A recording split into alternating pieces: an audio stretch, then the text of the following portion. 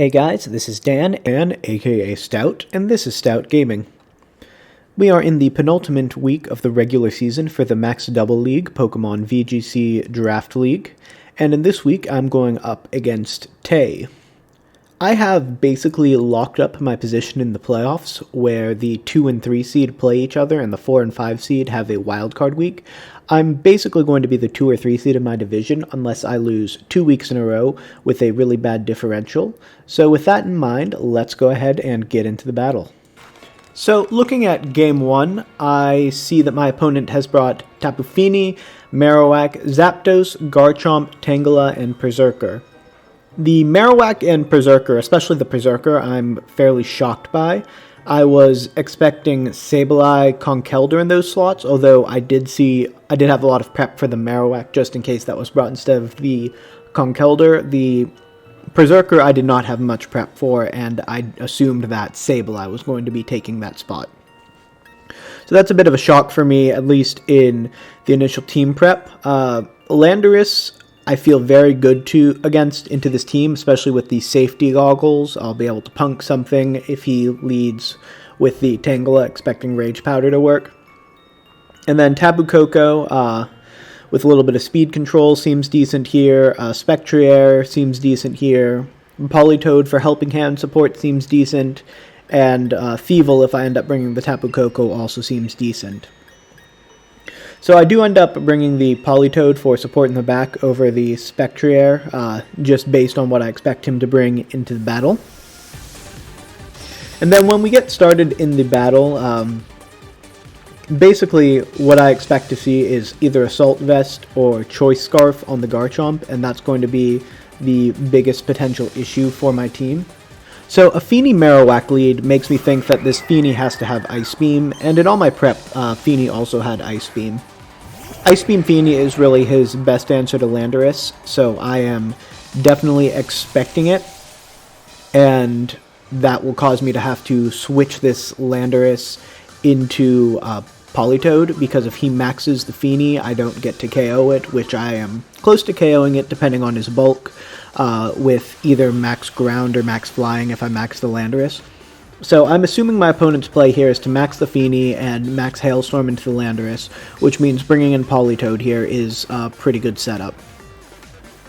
And then with the Tapu Koko, I can't remember exactly what I did, but I believe I'm just going to be going for a spread move here to make sure that it doesn't get fully redirected into that Marowak. Maybe get a little bit of chip and slow down that Fini. But definitely switching out the Landorus was the hard call that I'm making here, expecting a max Hailstorm into that slot, which would be really, really, really bad for me because I ended up going with safety goggles over the Ice Resist Berry. So once Politoed comes out, Drizzle gets set, and I notice that he switches out the Marowak first, and then I noticed that the Fini ends up not Dynamaxing in this situation, which frankly makes me a little nervous, because if I had just maxed the Landorus and gone for max attack into this Fini, it would have been a really, really good move, and this Calm Mind is very bold in front of that potential play. So I am very nervous about this setup now, because I've lost my best way to damage the Fini, and now the Landorus, if it does come back out, the Fini can just max in front of. But I also am pretty sure that this Fini doesn't carry an Ice move at this point. But I'm very behind in this game. I played super passively, and I consider Perish Songing here just to force out the Fini, and in retrospect, that probably would have been the best move to prevent any more setup out of this Fini. I should have Perish Songed here. But Ice Beaming into the Zapdos to try and get some trip, and Electro Webbing to get some chip and some speed control on the Zapdos and Fini seems fine. If the Fini maxes, it's not going to KO this Tapu Koko because of the Focus Sash, and I should be able to get a little more chip on it. And the only downside is if he decides to go for a double Calm Mind here, which would put me in really bad position, having wished I Perish Song even more than I already do. That Thunderbolt, Coco's going to end up eating. This Zapdos had a tendency to get a lot of crits. This one didn't matter as much. Future one really does matter in Game 2. But that double calm mind, like, there's not a good position in me in this game. Like, there's not a board state that I can achieve that I feel good about. Technically, at this point, if I can get a free switch into Landorus, Maxic, Max Earth into the Feeny, there's a chance that I survive a Max Geyser, assuming it doesn't have Max Ice. And that might be my go-to move, because I'm still going to do a decent chunk to it, and then with little bits of chip, I can eventually overpower it, because Max Earth will give me +1 special defense and a +2 special attack Feeny. The Rain I set is super annoying here. So what I'm thinking about doing is getting the Thievul in. I'm not going to be able to trigger its Electric Seed though, because of the Feeny setting Misty Terrain, but getting a Thievul in will of course allow me to Snarl once, which will decrease the damage output. And based on his attacks, I thought he'd be targeting down the Coco again. The Politoed didn't really seem like much of a threat to him, so I figured I can probably safely get the Thievul in that spot, and maybe he'll Thunderbolt into the Landorus spot, and there's potential there for me to Snarl, reduce the special attack even further, diminish the impact of the rain, and that would leave me feeling in at least a semi-decent position. Obviously not good, because I'm staring down a +2/+2 Feeny, and my only physical attacker doesn't have a great matchup into it. That was a great call by Tay, though. Like, full credit to him. That Max Starfall into the Thievul prevents any snarling shenanigans. There's not much that I'm able to do at this point, except hope that the Landorus survives at +1 special defense. But again, because Politoed set the rain, I don't feel great about that proposition. Just a quick note about that Thievul set. Quick Guard was basically my answer to Sableye, because it stops Fake Out, Shadow Sneak, Will-O-Wisp, Quash. Like, Quick Guard does it all against Sableye. So I send out Politoed again. He doesn't know that I don't have Scald at this point, and Scald pressure is decent. I consider Perish Songing again here. Probably not a great move, but eventually I just want to see if I can survive a +2 Max Geyser in the rain at a Dynamax Landorus with a decent chunk of bulk at +1 special defense. The odds are not in my favor, and I did the calcs afterwards. They, based on the special attack he was running, I think there was a very, very, very outside shot I could survive it. But obviously not great, depending on what his water move was. If it was a 130 versus a 140 base power move, also made a big difference. But I'm not feeling great about my situation here, although if I can survive it, and he expects Rage Powder to keep it alive because I'm Safety Goggles, I'm gonna give him a bad day moving forward. But I am not going to be able to survive this at +1, and that's basically going to lock up the game for him, because I can't touch this Feeny. And now with Landorus gone, and Thievul, Landorus and Thievul gone, the Marowak actually cleans up pretty handily at this point. But because I had Landorus and Thievul on my team, I honestly didn't think he'd bring the Marowak, but based on the way that he was able to position his Mons, the Marowak is now very powerful. The rest of this game isn't super interesting. He just cleans up with Feeny, gets Marowak in, kills something. He does reveal a little bit of tech that it's going to be important for me to know going into Game 2. But based on this setup, I'm fairly convinced that Feeny doesn't have an ice move, so a Landorus lead feels very strong to me in a lot of situations at this point. So I am planning on leading Landorus again and keeping it in against anything. because he doesn't have a way to one-shot the Landorus without Ice Beam on Feeny, and I think that will give me a big advantage against Scarf and or Assault Vest Garchomp. Zapdos, obviously, even with the Charty Berry, is not going to have a massively great matchup against it. Yeah, Helping Hand Electro Web here, not going to be doing it for me, obviously. This Feeny's going to max Starfall. It's going to pick up the KO into the Politoed. Eventually, Politoed's pretty bulky. Like, surviving a +2 max Starfall at 50% is a substantial amount of bulk. I also consider Perish Songing here, which would guarantee me a loss, but it would force stuff to switch out, let me see potentially any tech he's got on other Mons, and if he decides to stay in, it could help with differential as well. But overall, he's just got to clean up this game. Like, I'm thinking about the next game at this point. There's not a good way for me to stay in this game at this point. I am taking time because I'm thinking pretty hard about what could happen next game.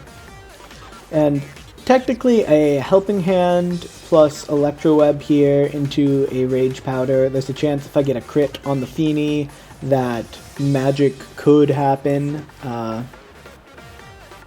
But he switches the Feeny out, which is a good move, into Marowak, which is going to be immune to the Electro Web. It's not going to do much to the Tangela. You know, in the moment I didn't think much about this switch, but it is a very clean switch to preserve a win against bad luck, basically. Because this Electro Web does nothing into this Tangela, based on the setup that I have right now. And Tangela's speed falling, I do see that it has Sludge Bomb, which feels important for me to know. Like, that Tangela is a bad matchup for Feeny. I mean, not for Feeny, for Tapu Koko. And it's even worse. Like, if I had the physical Tapu Koko set, maybe not so bad. I've revealed Helping Hand and Ice Beam to him at this point, and I don't really want to reveal anything else. Because I think he would gain more out of it than I do. Protect, he expects a Scald into there, which I'm going to Ice Beam into the Tangela instead, which is very slow. That's Tangela with a lot of special defense investment, and after the battle I learned that it's max special defense investment. So that Tangela's like the Koko Destroyer is the way that the setup works on it. But looking here, I'm feeling okay about positioning. Obviously not great considering I'm down 1, but going into game 2, I've got at least a little bit of confidence stored up based on the matchups I'm seeing. I would have liked a KO there. I understand not getting it though. This Boomerang's going to deal a chunk of damage and pick up the KO. So he gets a clean 4-0 game 1, which is not ideal, but I've got some ideas for what we can do in game 2. So in game 2, I decide that Landorus is probably a very good lead again, and I decided Spectre next to Landorus for extra offensive pressure with Koko Thievul in the back was the way to go. I'd spent most of the last half of game 1 thinking about it. My rain mode doesn't seem great into the team setup that he brought, so I'm not going to end up bringing it. And the Spectre Landorus setup has the potential to do the most damage for me going forward into the game. So when I'm looking at my opponent's team, Dynamax Landorus is probably my best Dynamax option, and seeing Zapdos Berserker is very odd to me. Obviously, Landorus has a decent matchup into both of these, so I'm going to be Dynamaxing the Landorus off the jump. The question is, what do I hit? I assume with this lead, if the Zapdos stays in, it has Charty Berry, but it's still not going to enjoy a Max Rockfall from Landorus. And also, Spectre is going to be able to hit something pretty hard as well. I decide that with the Zapdos out front, picking up a little bit of a special defense boost into the Berserker is going to end up being the best way to go. Although the Max Rockfall again I keep because he can't switch into the Zapdos, it's going to hit whatever comes in, and his team is very specially bulky this week. And then I sort of assume the Zapdos is going to switch out because he doesn't want to just lose his Charty Berry right away. Garchomp into that spot would make a lot of sense. But he does end up maxing the Zapdos, which is a bit shocking to me, but I do feel like I'm going to be able to get a decent chunk on it pretty soon, because Dynamax Landorus feels like it has a good matchup against Dynamax Zapdos in general. Now, looking back at this turn, I should have assumed that the Berserker was sashed, and then being able to hit it with the Spectrier would have provided me with a cleaner knockout this turn, but that Shadow Ball into the Zapdos shows me that it has very little bulk based on the setups that I have. Now, this Airstream into the Spectrier, I'm going to survive. But now this is going to be a fast Zapdos, but I'm thinking that this Berserker is going to die to this Max Quake, but I do learn here that it is, in fact, Focus Sash, I believe, if I'm remembering correctly. And this allows it to stick around much more than I would like at this point, if I'm being completely honest. So it uses Iron Head, it's going to take out the Spectrier here, which obviously because Spectrier survived the Max Airstream, and I learned later that this is a very attack-invested Zapdos, you see that the Spectrier had a good amount of bulk as well to take that attack. Now, here I make a bit of a mistake. The correct play definitely would have been to go into Tapu Koko and to Electro Web. But instead, I end up Max Rock falling into the Zapdos and then snarling to try to... do I snarl or foul play? I can't fully remember. I assume, again, the Berserker is going to switch out, and even at +1, I'm not entirely sure that it's going to outspeed Thievul, because the Thievul has a decent amount of speed investment and is naturally much faster than Berserker. But if he gets to +2 by keeping in this Zapdos, it's going to be able to attack quickly, and I don't know what it can do into Berserker. I assume it has something like close combat at this point, which is very unfortunate. Now, that did a lot more than it should have. And that crit does matter, especially later in the game, in terms of what this Landorus is going to be able to survive. So the Zapdos is crit twice now in very unfortunate ways, and at +2 speed, it's surviving. Thievul does not have Focus Sash, it's just very bulky. And I end up foul playing here, thinking that he might have switched out the Berserker this turn, but again, he didn't switch out the Berserker, which means I didn't get my extra snarl damage. And then here's the Charty Berry, so it's going to eat up this attack pretty nicely, and the Sand is going to kill the Thievul. So, not in a great position at this point in time. Not gonna lie, it's in the words of Wolf Glick, it's looking rough for ya boy. But I do have an out here, depending on what he has in the back, because Koko has a decent matchup into a lot of the things he has in the back, and this Zapdos shouldn't KO the Landorus unless it gets another crit, at which point I know that God doesn't want me to win this match, and I just accept that and move on with my life. So I put out Koko, and then here comes the Garchomp. So this Garchomp worried me, because if it's Scarfed Garchomp, I'm not outspeeding it with this Koko, and I'm probably not picking up the KO with Dazzling Gleam. I did calc it. If I was able to get it to -2 and it Dynamaxed, I would pick it up with Max Fairy Attack, would pick up a KO into this Garchomp.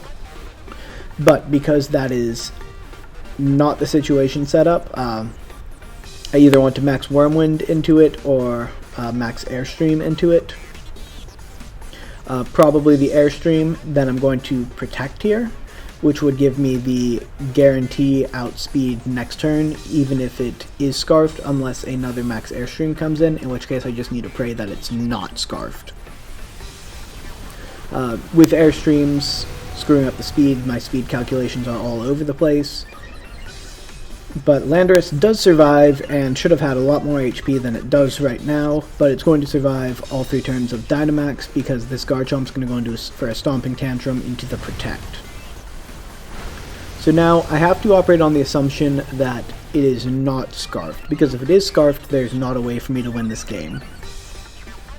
But if it's not Scarfed, there is a way for me to win this game, and namely, that's in picking up a double KO with Dazzling Gleam on the Koko. In this situation, it would be really nice if Landorus had Protect, but again, I was worried a lot about that Garchomp, and I wanted to have Max Dragon to be able to hit into Dynamax Garchomp, because Dynamax Assault Vest Garchomp was the biggest problem for my team in team prep. So here I'm just going to go for Rock Slide in case Koko doesn't pick up the KO on something. But here's where the damage differences really matter. So this Zapdos needs to KO this Landorus, and Weather Ball, here being a Rock-type move, is neutrally effective, and it would not have picked up that KO had the previous thing not crit, and he would have been forced to go for a Hurricane, which was a roll, which would have led to rolls based on the critical hit damage. He would have had to have 2 decent rolls and hit with the Hurricane, so the odds would have been in my favor to survive that turn had he not crit earlier. But here, I expect Tapu Fini in the back, and I'm feeling pretty good in this 1v1 situation, but Tangela comes out, and I'm feeling pretty bad in this 1v1 situation. Tangela is probably the worst possible thing I could see. I guess technically Marowak would have been bad as well, but I was very much expecting Fini in the back based on the way he played the game and answers that he has to Landorus. So without seeing that in the back, I know I'm in for a bit of a rough time here because 2 Sludge Bombs will KO me. My thought process here is to try to get some chip damage, and then maybe I'll get a critical hit of my own this match, which is basically my out, because this Sludge Bomb is going to do a lot to me even though I'm bulky. Sand damage will come out, and I didn't check to see how long the Sandstorm was going to last, so I end up protecting this next turn, hoping to get a little more chip damage and then pray for a critical hit. But the Sand is going to expire. And then it basically comes down to a critical hit on the last turn of the game to knock out the Tangela, or not. And spoiler alert, I do not pick up that critical hit. So, just wanted to do a quick post-game recap as the battle wraps up. Tay played very well, like, lots of respect to my opponent, and I don't feel like I as much threw this game as I have previous weeks. But there was definitely an element of me assuming what his best play would be in the situation and playing around it, and then it not ending up being his best play, which was unfortunate at times. So the Sandstorm subsides, and he's going to pick up the KO here. So I give lots of respect to Tay, and something that I need to work on is sometimes taking what's in front of me instead of assuming the worst case. That play with the Tapu Fini game 1, and then with the Zapdos staying in game 2 were both times where I thought one thing and then got punished because that one thing was incorrect. Also, I should have switched in Koko instead of Thievul game 2, like 100%. That was a bad play on my part, but I don't think that was an entire throw. So next week, I will be playing Toxic with some seeding on the line, so I will see you guys then.